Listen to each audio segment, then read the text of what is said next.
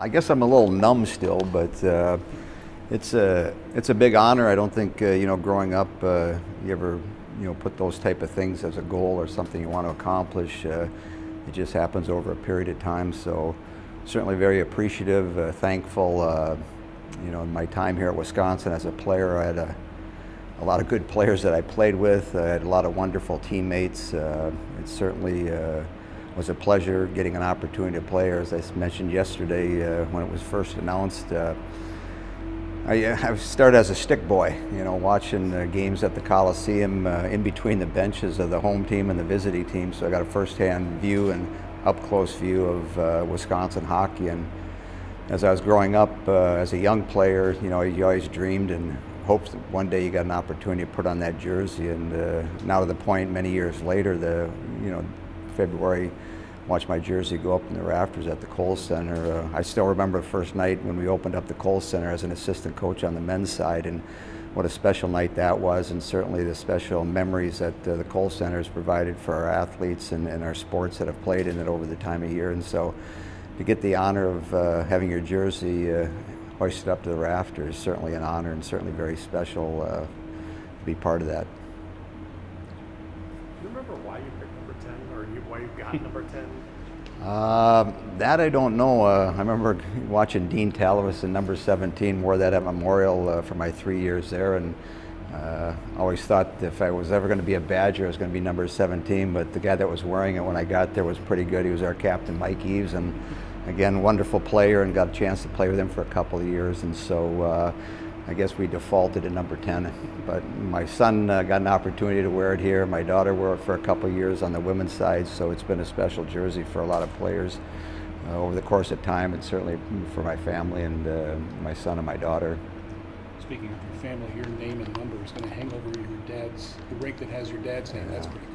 I was thinking about that last night. That's going to be real, emotional. I know my sister and my mom living in town will be part of the evening, and so seeing his name on the ice and what he meant to the program, and certainly the passion and the love he had for the sport.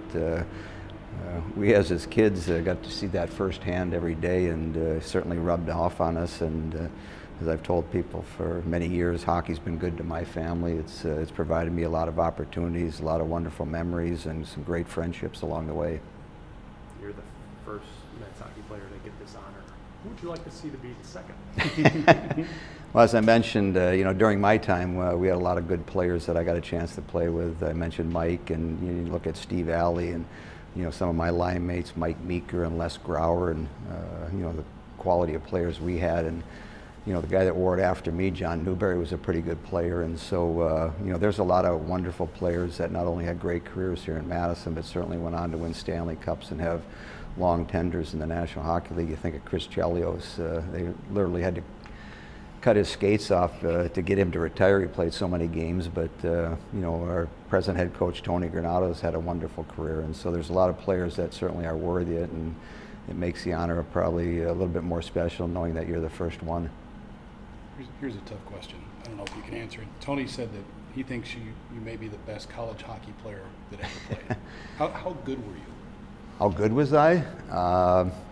At that time, you're just playing and loving the game. The big hurdle that I had to get over is the guy that was coaching me, and him being my dad, and trying to realize and show people that I was worthy of playing at this level. And as I mentioned, when I stepped in my freshman year, we had a couple of players, Steve Alley and John Taft, coming back off the '76 Olympic team. My dad coming back to coach that year after being with the Olympics. We had a good team, got off to a good start, ended up winning the national championship, and I think that quieted some of the critics, not all of them, but I don't do rankings. At that time, you're just trying to fulfill the dream of playing and not embarrassing yourself and doing well. And and as I look back, the 3 years I spent here and the ability to improve and get better gave me a chance to play in the Olympic team, which gave me a chance to play 11 seasons in the National Hockey League. So a lot of good things happened here, and very thankful to the people that touched my lives as far as the coaches, assistant coaches, people that had an influence on my playing career. There was a lot of them, and you're very thankful that you had that type of support as you were growing up. People have you heard from since this became public? former players. Yeah, the guy that took teammates. me out for my recruiting trip, George Gwasdecki, texted me like a few minutes ago. So yeah, and I'm not big into social media, I think as you all know, but I'll be getting that, I'm sure. So it's, you know, like I said, you're sort of numb when Barry called me the other day, and I didn't have no idea why he was calling, other than maybe to congratulate, you know, where our team was at this position and going into a bye weekend. But you know, when they mentioned that and he mentioned it, it was just sort of you sit back and, you know, as time goes on, as a couple of days have gone on now, it, you know, it's going to be a special night for a lot of different reasons. You know, having my mom in the building and my dad's name on the ice, I mean, are probably the starting points of it.